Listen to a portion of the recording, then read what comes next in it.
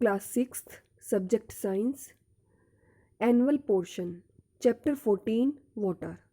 बच्चों, आज हम आपको साइंस की क्लास में एनुअल पोर्शन स्टार्ट करा रहे हैं, जिसमें आपका चैप्टर 14 वाटर आज आपको एक्सप्लेन कराया जाएगा।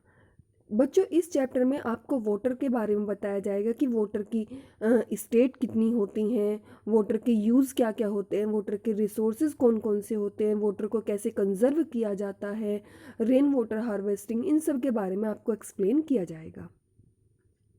तो चलिए बच्चों, स्टार्ट करते हैं वाटर। सबसे पहले जो हमारा फर्स्ट पैराग्राफ दिया गया है, इसमें हमें वाटर की इम्पोर्टेंस बताई गई है कि वाटर हमारे लिए किस तरीके से इम्पोर्टेंट है। भाई, सभी बच्चे जानते हैं कि वाटर जो है वो हमारे लिए एक इसेंशियल सब्सटेंस होता है, यानी कि एक ऐसा पार्ट होता है हमारी लाइफ का जिसके बिना हमारे कोई भी काम नहीं होता। सबसे पहले किसी भी मनुष्य को, एनिमल्स को, जीवन को जीने के लिए वाटर की ज़रूरत होती है, और वाटर में बहुत सारे काम ऐसे होते हैं जो हमारे होते हैं। तो इसलिए जो वाटर होता है वो इसेंशियल होता है लिविंग बींग्स के लिए। जैसे कि वाटर पीने के काम करता है, नहाने के, बाथिंग के, और भाई cooking, cleaning, utensils, washing cloth, इन सब के यूज़ के लिए वाटर का इस्तेमाल किया जाता है। आगे इसमें कुछ दिए हुए हैं role of water in our life. भाई, हमारी लाइफ में वाटर के क्या रोल है, इसके बारे में बताया जाएगा, यानी कि हम वाटर को किस किस जगह कैसे यूज़ करते हैं, उन सब के बारे में। Uses of water. Besides being essential for life, water is useful to us in many other ways. भाई, सभी जानते हैं कि जो वाटर है लाइफ के लिए कितना ज़रूरी होता है, और उसके कुछ यूज़ दिए गए हैं कि उसे हम डिफरेंट वेज में इसका इस्तेमाल करते हैं। तो फर्स्ट पॉइंट आता है हमारा, water is used on daily basis for drinking. भाई, डेली पानी को पीना, नहाना, और वॉशिंग यानी कि कपड़े धोने के, नहाने के और पीने के काम में हम वाटर का यूज़ करते हैं। दूसरा है खाना बनाने के लिए और खाने को वॉश करने के लिए भी पानी का इस्तेमाल किया जाता है। एग्रीकल्चर में इस्तेमाल किया जाता है, जो हमारी खेती होती है, क्रॉप्स होती है, उनमें पानी देने का इस्तेमाल भी पानी से ही होता है। आगे इसमें दिया इंडस्ट्रीज़ में भी यूज़ किया जाता है वाटर्स का, जैसे कि पेपर इंडस्ट्रीज़ होती है, रेयन होता है, पेट्रोलियम होता है, रिफाइनरीज, फैक्ट्रीज़ होती हैं, फर्टिलाइजर्स, केमिकल्स, तो इन सब में यूज़ किया जाता है किसका, वाटर्स का। आगे इसमें आप कुछ डायग्राम देख रहे होंगे जिसमें दिखाया गया है कि भाई कपड़े धोने के लिए भी वाटर की ज़रूरत होती है, पानी को पिया जाता है, नहाने के लिए पानी की ज़रूरत होती है, और खाना बनाने के लिए भी पानी की ज़रूरत होगी, और सफाई करने के लिए भी पानी की ज़रूरत होती है, और इलेक्ट्रिसिटी को जनरेट करने के लिए भी पानी की ज़रूरत होती है। यानी कि डिफरेंट वेज हैं जिनके लिए हमें पानी की ज़रूरत होती है। इसलिए जो वाटर होता है वो हमारे लिए इसेंशियल पार्ट होता है, यानी कि लिविंग बींग्स के लिए। और लिविंग बींग्स कौन सी होती हैं आपकी, जैसे कि प्लांट्स हैं, एनिमल्स हैं, और ह्यूमन बींग्स हैं। तो आगे आ जाइए, आगे आपका ये फिफ्थ पॉइंट में दिया हुआ है कि भाई इलेक्ट्रिसिटी को जनरेट करने के लिए भी हम वाटर का इस्तेमाल करते हैं। कुछ जो वाटर के जो ट्रांसपोर्ट मीडियम है उसमें भी इनका इस्तेमाल किया जाता है। स्टीम जनरेट को, फैक्ट्रीज़ में स्टीम जनरेट जो की जाती है वो भी वाटर की हेल्प से की जाती है। और वाटर स्पोर्ट्स होते हैं उसमें भी वाटर का इस्तेमाल किया जाता है। ठीक है, सीड डिस्पर्जल में, यानी कि जब सीड डिस्पर्जल क्या होता है कि भाई जो बीज, जब कोई भी फसल है, जैसे सरसों का पौधा होता है, उसकी जब फलियाँ जब पक जाती हैं तो वो उसके जो बीज होते हैं वो बिखर जाते हैं। ठीक है, जब बिखर जाते हैं तो उसमें 3 एजेंट काम करते हैं, इंसेक्ट करते हैं, एयर करते हैं, वाटर करते हैं। तो वाटर भी सीड डिस्पर्जल में हेल्प करता है, और इसमें बहुत सी चीज़ें हैं जो हम वाटर जो है हमारी वो हेल्प करता है। आगे इसमें एक्टिविटी दी हुई है इनके बारे में भी हम बताए। भाई, ब्रशिंग हुआ, फ्लैशिंग टॉयलेट हुआ, इन सब में भी हम क्या करते हैं, वाटर का यूज़ करते हैं। ठीक है, number of mug used by you. अब इसमें इस एक्टिविटी में आपको ये बताया गया है भाई, जैसे हमारे जो भी काम इस एक्टिविटीज़ में लिखे गए, जैसे ब्रशिंग करने के लिए, फ्लशिंग टॉयलेट, बाथिंग, नहाने के लिए, इन सब के लिए हमें कितने मग पानी को यूज़ करना चाहिए, तो इसमें ये लिखा हुआ है। आगे है बच्चों नेक्स्ट पैराग्राफ में, all animals including human beings need water for their body purpose. like digestion of food, absorption of nutrients, their circulation, getting rid of wastage etcetera. भाई जो एनिमल्स होते हैं और जाके उनमें ह्यूमन भी इंक्लूड्स होते हैं, यानी कि इनमें वाटर की बहुत ज़्यादा ज़रूरत होती है, जो कि उनकी बॉडी के ही कुछ ऐसे प्रोसेस होते हैं, जैसे कि डाइजेशन हुआ, फूड एब्जॉर्प्शन हुआ, सॉरी एब्जॉर्प्शन ऑफ न्यूट्रिएंट्स हुआ, सर्कुलेशन होता है, और वेस्टेज का जो वेस्ट मटेरियल होता है उसमें भी जो वाटर होता है वो बहुत अच्छी भूमिका निभाता है, यानी कि इन सब प्रोसेस के लिए हमें वाटर की ज़रूरत होती है। We take in water through food and drink and lose it as sweat urine और इन एक्सहेल्ड एयर। भाई आप जैसे देखते हो, जैसे आप जो वाटर को पीते हो वो वाटर, ठीक है, वो किस रूप में आपकी बॉडी से बाहर आता है? भाई पसीने के रूप में आता है, यूरिन के रूप में आता है, और जो एयर आप छोड़ते हो उसके रूप में वो बाहर आता है। आगे, water lost as sweat cools our body and therefore maintains our body temperature. भाई इससे क्या होता है, जब हमारी बॉडी से पसीने के रूप में जो वाटर निकलता है वो हमारी बॉडी को ठंडक देता है, जिससे हमारी बॉडी का जो टेम्परेचर होता है वो मेंटेन होता है हो। आगे इसमें plant also need water for process. भाई प्लांट्स को वाटर की ज़रूरत होती है, उसके डिफरेंट प्रोसेस होते हैं भाई, जर्मिनेशन के लिए भी, फोटोसिंथेसिस के लिए भी, ट्रांसपोर्टिंग मटेरियल्स के लिए भी वाटर की ज़रूरत होती है, जो कि ट्रांसपोर्टिंग मटेरियल यानी कि रूट्स के द्वारा डिफरेंट डिफरेंट पार्ट तक प्लांट्स के वो जाता है, वाटर हुआ या मिनरल्स हुआ, जो भी पार्ट हम लेते हैं। आगे है इसमें, water accounts for a large percentage of fruits and vegetables. भाई जो वाटर जो सबसे ज़्यादा मात्रा में, सबसे ज़्यादा परसेंटेज होती है जिसमें, वो फ्रूट्स में होती है और वेजिटेबल्स में होती है। आगे, although there is an abundance of water on our planets Earth but only a very tiny fraction of it's available to use fresh water fit for drinking. भाई आप सभी देखते होंगे कि जो वाटर है हमारी, एक जो हमारी अर्थ है उस पे जो फ्रेश वाटर है वो बहुत ही कम मात्रा में हमें अवेलेबल है, फ्रेश वाटर। ठीक है बच्चों, आगे आ जाइए। आपके पास ये देखिए कुछ डायग्राम दिए हुए हैं जिसमें percentage of water some living organism and food stuff. भाई कुछ फूड दिए हुए हैं और कुछ एनिमल्स दिए हुए हैं, लिविंग ऑर्गेनिज्म।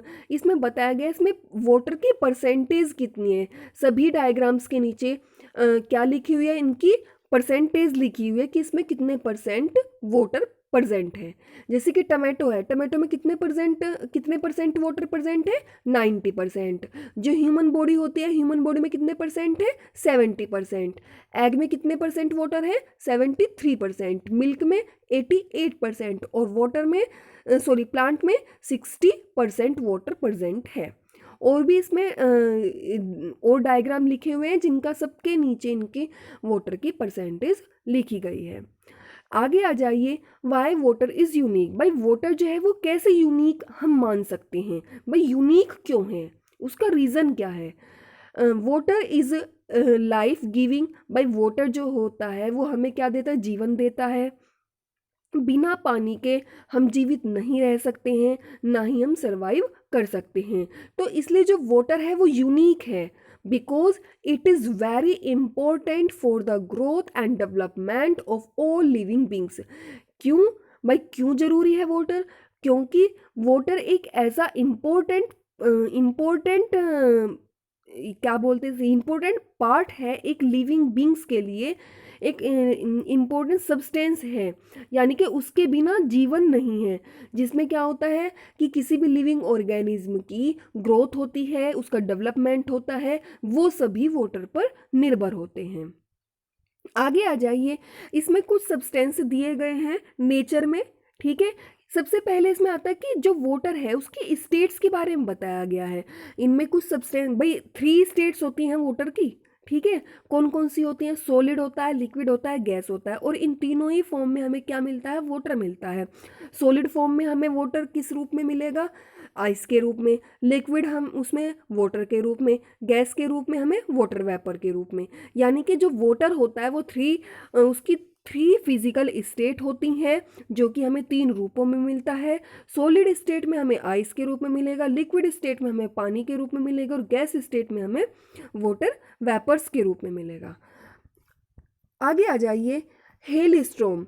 भाई इसमें हमें कुछ इनके जो वाटर होता है किस किस फॉर्म में मिलता है उनके बारे में भी, जो अदर्स हैं उनके बारे में बताया गया है। सबसे पहला है हेल स्टॉर्म। हेल स्टॉर्म कहते हैं जिससे ओले पड़ते हैं ना, ओलो को क्या कहा जाता है, हेलस्टॉर्म कहा जाता है। A hailstorm is very destructive as it damage crops, destroy buildings and may even kill animals. भाई जो हेलस्टॉर्म होते हैं वो बहुत ज़्यादा डिस्ट्रक्टिव होती हैं, ये क्रॉप्स को डैमेज कर देते हैं, बिल्डिंग्स को डैमेज करते हैं, और जो एनिमल्स होते हैं उनको भी नुकसान पहुंचाते हैं, यानी कि उन्हें मार भी सकते हैं। आगे आता है फोग। फोग में क्या होता है, when the clouds come in contact with the ground. भाई ये क्या काम करते हैं, ये क्लाउड्स के साथ आपस में मिलकर ग्राउंड तक आते हैं, जिसको कोहरा बोला जाता है। ठीक है, we call it fog. Fog is formed when water vapor condense into very teeny liquid water droplets। भाई इसमें क्या होता है, इसमें वाटर वेपर्स होती हैं जो कि कंडेंस होकर यानी कि ठंडी होकर बहुत छोटी छोटी लिक्विड वाटर ड्रॉपलेट्स के रूप में आती हैं। आगे आ जाइए mist. When small droplets of water remain suspended in air. भाई इसमें क्या होती है, बहुत छोटी छोटी ड्रॉपलेट्स होती हैं वाटर की जिनमें एयर प्रेजेंट होती है, जिनको हम क्या बोलते हैं, मिस्ट बोलते हैं। You must have seen mist being formed in front of your mouth when you speak in very cold weather. But mist क्या होती है, मिस्ट वो होती है जब सर्दियों में हम बोलते हैं, और हम जब बोलते हैं तो हमारे माउथ से कुछ भाप जैसी, स्टीम जैसी एक फुहार आती है, उसको मिस्ट कहा जाता है। ठीक है, आपने देखा होगा सर्दियों के मौसम में, सर्दियों के मौसम में क्या होता है कि भाई जैसे हम बोलते हैं तो हमारे मुंह से भाप सी निकलती है, कोहरा सा निकलता है, उसको मिस्ट कहा जाता है। आगे आ जाइए dew. When water vapour condense on cold object. भाई इसमें क्या होता है, वाटर वेपर ठंडी हो जाती है जब cold object, it forms very small water droplets called dew. You must have seen dew drops on grass, flower petals and other object in winter morning. आप भाई ड्यू क्या होता है, ड्यू होता है जैसे सर्दियों के मौसम में जब हम खेतों में जाते हैं सुबह सुबह के टाइम, सर्दियों के मौसम में, तो आपने देखा होगा छोटी छोटी सी जो वाटर वेपर्स की बूंदें होती हैं वो बहुत ठंडी होती हैं, और प्लांट्स में या फ्लावर्स में छोटी छोटी सी बूंदें आपको देखने को मिलती हैं, इसको क्या कहा जाता है, ड्यू कहा जाता है। आगे आ जाइए फ्रोस्ट। फ्रोस्ट क्या होता है, when the temperature is very low. भाई ये इसमें क्या होता है, टेम्परेचर जो होता है वो बहुत ज़्यादा लो होता है, dew takes the form of ice, और ड्यू जो होता है वो आइस की फॉर्म में होता है जिसको फ्रोस्ट कहा जाता है। आप देख रहे होंगे इसमें एक डायग्राम भी है, जो प्लांट है उन पर जो फ्रोस्ट होता है एक बर्फ के रूप में आपको वाइट वाइट से ये दिखाई दे रहे होंगे। आगे आ जाइए, different states of water are interconvertible. ठीक है, जो वाटर की जो 3 स्टेट्स होती हैं ये तीनों ही एक दूसरे से इंटरकनेक्ट होती हैं। कैसे भाई, जैसे कि आप डायग्राम में देख रहे होंगे आइस है, आइस जब मेल्ट होता है तो वो किस चीज़ में कन्वर्ट होता है, वाटर में कन्वर्ट होता है। जब वाटर को गर्म किया जाता है तो वाटर वेपर में वो कन्वर्ट हो जाता है। फिर जब उस पानी को, जो हमारी वाटर वेपर है, जब पानी को हमने गर्म किया था वाटर वेपर में कन्वर्ट हो गया था, फिर जब वो ठंडा हो जाता है तो वो फिर से किस में कन्वर्ट हो जाता है, वाटर में कन्वर्ट हो जाता है, और वाटर को अगर हम फ्रीज में रखेंगे तो वो फिर से आइस में कन्वर्ट हो जाएगा। तो इसका मतलब है जो वाटर की 3 स्टेट्स होती हैं वो तीनों ही एक दूसरे से इंटरकनेक्ट होती हैं। आगे आ जाइए, इवापोरेशन। भाई इवापोरेशन कौन सा प्रोसेस है, इवापोरेशन को क्या कहते हैं। भाई सिंपल सी लैंग्वेज में होता है इवापोरेशन। इवापोरेशन का मतलब होता है जब वाटर से वाटर वेपर बनती है, यानी कि जब वाटर चेंज हो जाता है वाटर वेपर में, इसको क्या कहा जाता है, इवापोरेशन कहा जाता है। ठीक है, आगे आ जाइए ट्रांसपायरेशन। ट्रांसपायरेशन में क्या होता है, loss of water from plants in the form of water vapor is called transpiration. The large amount of water is given out from the leaves of plants. भाई ट्रांसपायरेशन जो होता है उसमें क्या होता है, जो लॉस ऑफ वाटर होता है यानी कि प्लांट्स से डिफरेंट फॉर्म में यानी कि प्लांट से वाटर वेपर के रूप में जब पानी की कमी आती है तो इसको ट्रांसपायरेशन कहा जाता है। यानी कि जो प्लांट्स होते हैं जब उनमें पानी की कमी होती है, वाटर वेपर के रूप में जब पानी की कमी होती है, ठीक है, जो ट्रांसपायरेशन होता है ये वाटर वेपर के रूप में होता है। यानी कि वाटर वेपर के रूप में धीरे धीरे पानी की कमी होती जाती है और इसको हम ट्रांसपायरेशन कहते हैं। A large amount of water is given out from the leaves of plant. बहुत ज़्यादा संख्या में जो प्लांट में वाटर होता है वो कहाँ पर होता है, बहुत ज़्यादा मात्रा में जो पानी होता है वो प्लांट्स के लीव्स में ही प्रेजेंट होता है।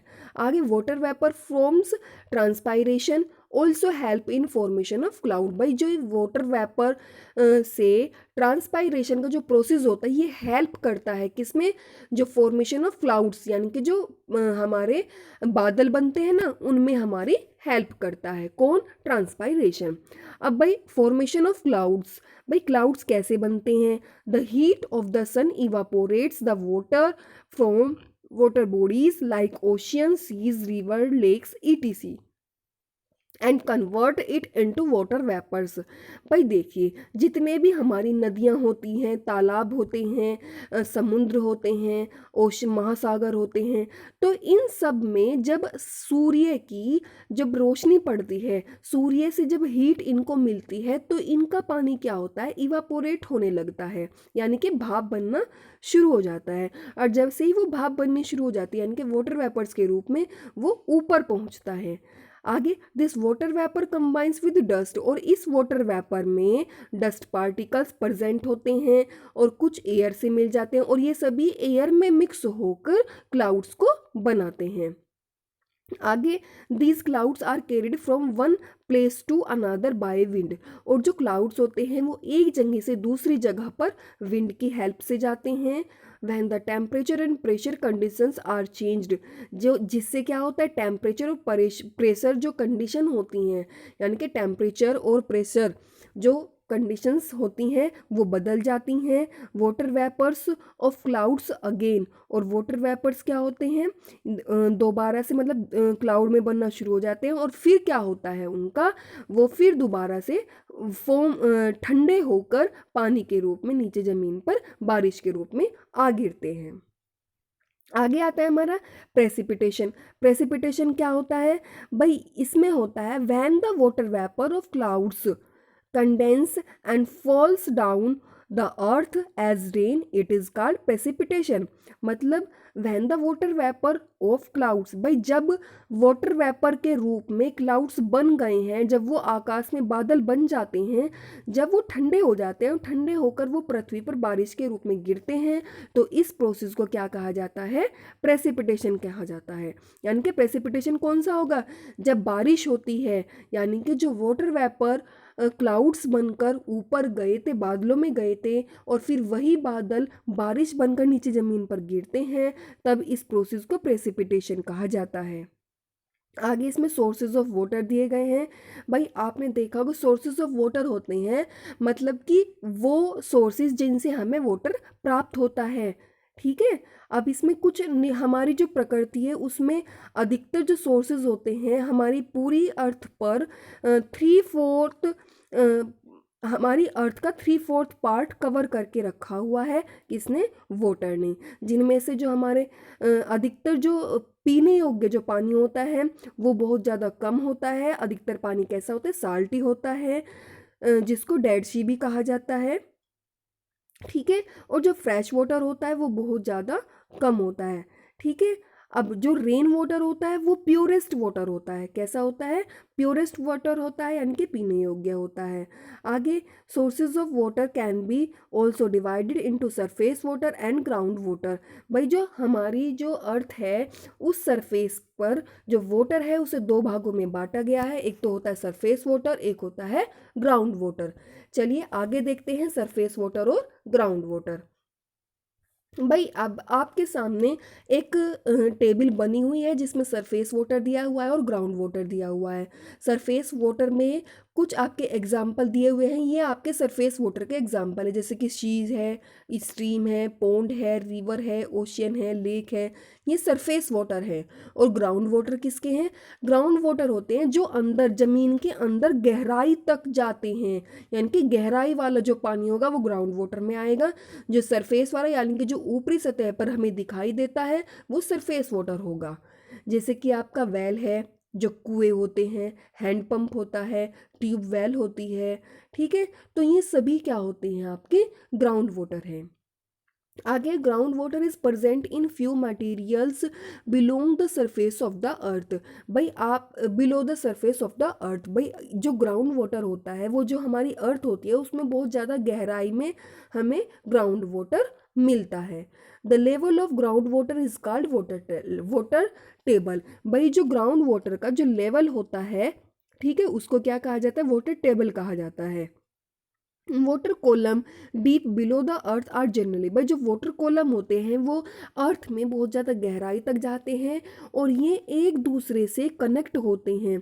जो वाटर रिसोर्सेज होते हैं वो सॉइल से कनेक्ट होते हैं, जिसमें ये सॉइल से पास करते हैं, यानी कि सॉइल को पार करके ये कुछ फ्री इम्प्योरिटीज़ होती है वो इनके साथ मिक्स हो जाती हैं।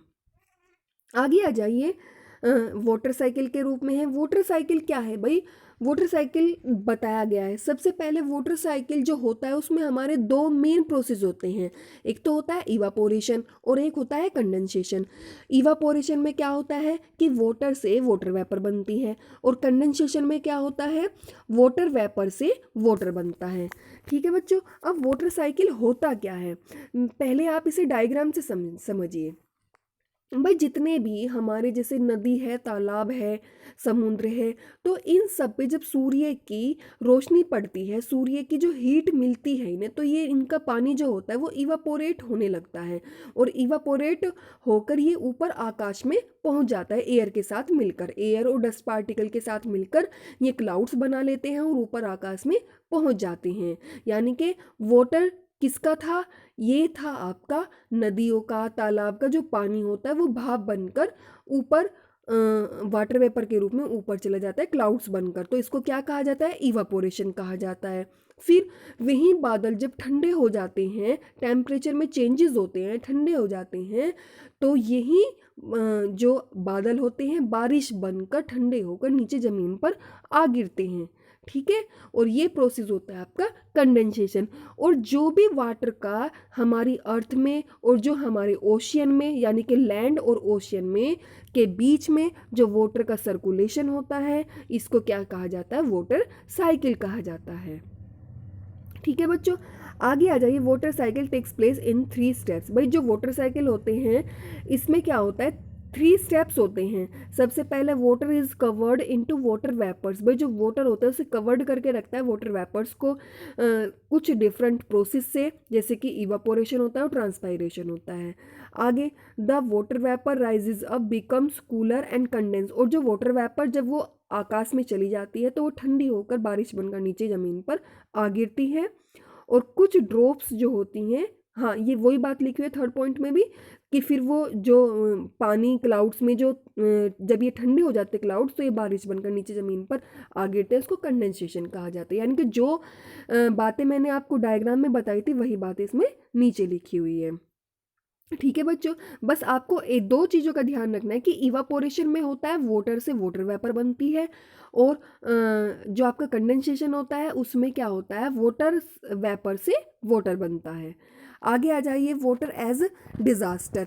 भाई अब वाटर की जो कमियां हैं उससे होने वाले क्या क्या, हम मतलब हमारे लिए क्या वो करता है, कि मतलब कैसे नुकसान करता है वाटर की जो कमी होती है, उससे क्या क्या हानिकारक, क्या क्या कारण, क्या क्या मतलब ये बोल सकते हैं हम कि क्या क्या प्रभाव पड़ सकते हैं, इफेक्ट पड़ सकते हैं। ठीक है, हाँ आगे आ जाइए। ड्राउट्स। भाई आपने देखा होगा अगर हमारे इन्वायरमेंट में बारिश ना हो, अगर बारिश बिल्कुल बंद हो जाएगी तो आपने देखा होगा सूखा पड़ जाएगा, और सूखा पड़ जाएगा तो जो प्लांट्स होते हैं, एनिमल्स होते हैं, वो सभी क्या हो जाते हैं? डेड होने लगते हैं। तो इसलिए ये भी एक क्या होता है? एक इफेक्ट होता है। भाई अगर हमारे जो वाटर लेवल है वो नीचे डिक्रीज होता जा रहा है तो उसमें भी क्या है, एक कमी है, और उस कमी से क्या होता है, सूखे पड़ने का हमें डर रहता है, यानी कि सूखा पड़ जाता है। ड्रॉट्स होता है सूखा पड़ना। ठीक है, आगे आ जाइए। फ्लड्स में क्या होता है भाई, जब बहुत ज़्यादा बारिश होती है, ठीक है, यानी कि ड्राउट्स और फ्लड्स जो होते हैं वो एक दूसरे के अपोजिट होते हैं। ड्रॉट्स में क्या होता है, बारिश का ना होना, और फ्लड्स में क्या होता है, जब बारिश बहुत ज़्यादा मात्रा में होती है तो बाढ़ आने का डर रहता है, यानी कि बाढ़ आ जाती है। इसको क्या कहा जाता है, फ्लड्स कहा जाता है। आगे आ जाइए। इसमें how can we conserve water, भाई इसमें वाटर को कंजर्व करने के प्रोसेस बताए गए हैं कि वाटर को कंजर्व कैसे कर सकते हैं। भाई ये कॉमन सी चीज़ें हैं कि भाई जैसे हम पानी को ऐसे ही वेस्ट ना करें। ठीक है भाई खुला छोड़ देते हैं, जैसे हम नल खुला छोड़ देते हैं उससे पानी बहता रहता है, इस चीज़ को अवॉइड करना चाहिए। जब हम दांतों को साफ करते हैं तो हमें जो हमारी टैब है उसे बंद कर देना चाहिए, और ज़्यादा से ज़्यादा प्लांट लगाने चाहिए। ठीक है, वाटर पॉल्यूशन को रिड्यूस करना चाहिए, रेन वाटर हार्वेस्टिंग को अपनाना चाहिए, इन सब चीज़ों का हमें यूज़ करना चाहिए। आगे लास्ट हेडिंग आती है हमारी रेन वाटर हार्वेस्टिंग। भाई रेन वाटर हार्वेस्टिंग क्या होती है, ठीक है, रेन वाटर हार्वेस्टिंग होती है, इसमें हम वाटर को कलेक्ट करते हैं अपने फ्यूचर के यूज़ के लिए। ठीक है, और इसको रेन वाटर हार्वेस्टिंग कहा जाता है, और ये प्रोसेस ज़्यादातर राजस्थान में इस्तेमाल किया जाता है। और इसका एक छोटा सा एग्जांपल मैं आपको बताती हूँ। आपने देखा होगा जैसे कि हम आजकल सभी के घरों में क्या होता है, ऊपर हम टैंक बना कर रखते हैं, और उस टैंक में हम पानी को इकट्ठा कर लेते हैं, और हम उसका यूज़ कब करते हैं, जब हमें पानी की ज़रूरत होती है तब हम उसका यूज़ करते हैं। तो वो भी एक टेम्परेरी रेन वाटर हार्वेस्टिंग का ही एग्जाम्पल है। आगे इसके एडवांटेजेस दी हुई है रेन वाटर हार्वेस्टिंग की। रेन वाटर हार्वेस्टिंग जो है, it reduce wastage of water. भाई जो वेस्ट हो रहा है वाटर, उसको कम किया जा सकता है। ठीक है, आगे it helps in storing clean water which can also be directly used for many activities except drinking. भाई पानी पीने को छोड़कर और भी जितनी भी एक्टिविटी होती हैं सफाई करने की, तो उनमें हमें विशेष ध्यान देना चाहिए। ठीक है, और उसका मतलब तभी यूज़ करना चाहिए कि जब हमको उनकी ज़रूरत हो। आगे water helps to prevent water logging of the drains. भाई जो ड्रेन्स होते हैं जिनमें वाटर लॉजिंग होती है, उन्हें उनकी हेल्प करनी चाहिए, यानी कि उन्हें मतलब वाटर लॉजिंग से बचाना चाहिए। आगे it can also be use to recharge ground water and improve the water table. भाई ज़्यादा से ज़्यादा हमें ग्राउंड वाटर को रिचार्ज कराना चाहिए और वाटर टेबल को इम्प्रूव करना चाहिए। मतलब ये कब होगा, रिचार्ज वो नहीं जैसा हम फ़ोन में कराते हैं, ऐसा नहीं, मतलब ये कि भाई हमें ज़्यादा से ज़्यादा प्लांट को लगाना चाहिए। भाई अगर हम प्लांट लगाएंगे तो बारिश होगी, और बारिश होगी तो वो हमारे जो ग्राउंड लेवल है वाटर का वो क्या हो जाएगा, इंक्रीज हो जाएगा। ठीक है, आई होप बच्चों आपको ये चैप्टर समझ आया होगा, और अगर कुछ चीज़ ऐसी है जो आपको समझ नहीं आई है तो वो आप मुझे बता सकते हैं। ओके बच्चों, आप सभी बच्चों को बहुत ध्यान से ये चैप्टर पढ़ना है और इसका बुक वर्क फिल करने की भी कोशिश करनी है। ठीक है, ओके बच्चों, थैंक यू सो मच।